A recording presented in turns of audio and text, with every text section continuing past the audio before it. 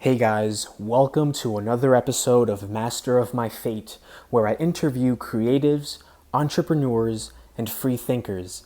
My guest today is a music producer from Newark, New Jersey, who goes by the name of Franky Vybe. Enjoy. Yo, what's up, man? Welcome to the show. How are you? Thank you. I'm great, man. I'm feeling better than ever. Tell us about yourself and where you're from. Well, I came from Portugal when I was 5 years old. I've lived in Newark ever since then. Um, I basically learned how to produce through my older brother, and this was like maybe 10 years ago. Um, what else? That hasn't always been my producer name.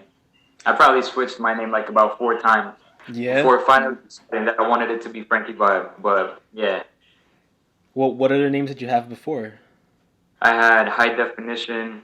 I had Frank Lowe Beats, and then I had something like Ice Boy. I don't know, some weird shit. So, how did you get into music production? Was it always an interest of yours? You just mentioned that your brother kind of showed you a little bit about it, but how did your passion for it really come about? Man, I remember being like 6 years old and watching MTV, and I used to be at my grandma's house. So I would like everything around me would like fade away every time like a really good song would come on, and I would start listening to every single element of a beat, and I was like, dude, like I really fuck with this shit. This shit is cool. And I remember this was like during when like Timbaland was like popular and stuff, and those sounds were crazy at the time. So I was really interested in it. And then seeing my older brother doing it only made me more curious to use whatever software on the computer that he was using, which was FL Studio, and I use it today. But it made me curious to use it and to see if I was able to create something, because even in like class and stuff like that, like I would come up with rhythms in my head with like actual melodies, but I would never put them down anywhere. So I felt like I had to try it out. So then one time when I was 11 years old, my brother, he left to do like a DJ gig, and he left like his computer open for me to use. He said, dude, while I'm gone, why don't you try this out for a bit? And I was like, all right. I didn't know anything about it. So then what happened was when he came back, I had a whole beat made. And mind you, I never used the program before. And I was 11. And he was very impressed. And so was I. I was like, dude, am I really capable of doing this? So that's when I figured out that it was my natural talent. You know?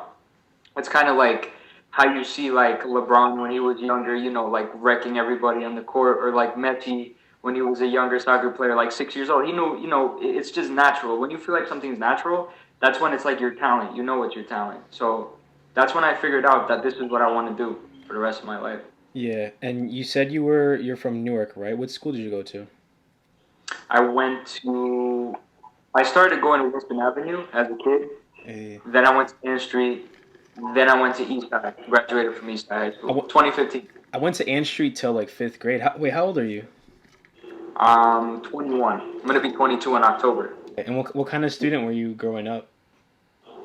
I mean, to be honest with you, I was never really interested in school. Like, there's people that love going to school. There's people that, want to learn. There's people that, isolate themselves from other people, to further in their, academic achievements. But I was never that type of person. I was the type of to go to school and then come home and then just throw my book bag on the floor and never like do my homework, literally. And I've always been more about my hobbies and about my passion than I've been about school. Everybody has their, their opinion on what matters to them, and I think school isn't very important for me right now, at least. Right. And so while in high school, did you spend a lot of your time, I guess, mastering the craft of producing, or what was that process like? Because you said your brother taught you a bit, but then do you have other mentors? Well, so this is what happened. I basically started linking up with my friend Valentine, and he was basically like the first artist that I started working with, like relationship producer to artist relationship. So I learned a lot through, producing for him and making songs with him. So it was really more of a like growth type of thing. Like, how you get better and better every time you do something. You notice the mistakes you made. You notice like what could sound better. So it's just something that happened over time. I just learned through working with other people. That's all it really was. And occasionally I would go on YouTube and see tutorials on how to like mix this and that.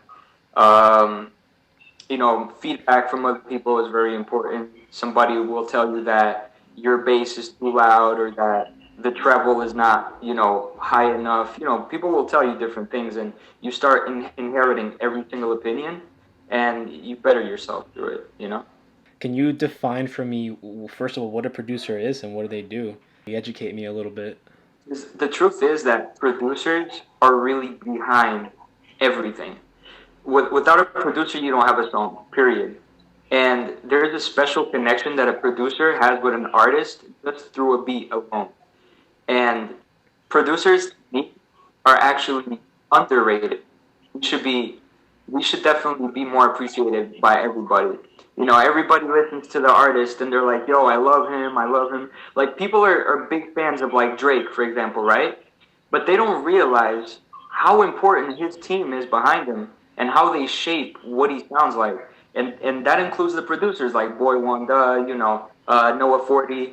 It's like the producer really is the reason why that, a lot of these artists are blowing up and why business keeps coming up for these people.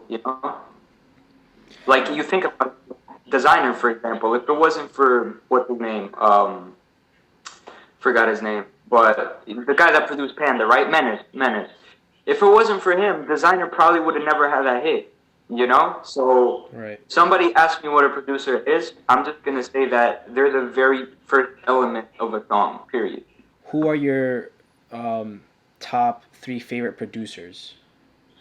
Well, to be honest with you, I'm gonna have to go with Timbaland. That's number one. He really said it for me, to be honest, because he inspired me from the very beginning. Mm-hmm. I really like Boy Wanda, Drake's main producer. That guy is just sick, and I definitely like Mike Will Made It. I think he's a very good producer and businessman as well. That's something that I admire about certain producers is their business mind. You Yeah. know. What advice would you give to someone who also wants to become a producer? I would say that you have to have passion for this. This isn't a dollar bill type of thing. It's not about making the money. Money's great, but if you don't have a true passion for this, you're gonna give up very quickly. You must be consistent. You really have to love shit if you want to do it. It's not I want to sell this beat and I want to make money and cash out. No, it's none of that. All right, bro. Before we end this call, I'm gonna need you to say one quick statement for me. I had the previous guest say it too. You have to say, "My name is blank, and I am the master of my fate." My name is Franky Vybe, and I am the master of my fate. Bro, I love your shades, by the way, bro. Thank you for your time, man. It was good talking to you. Hopefully, when I post this, somebody can get some value out of it. No doubt about it. Awesome, brother. I'll talk to you soon. Okay, man. Nice talking to you. All right, peace. All right, yo.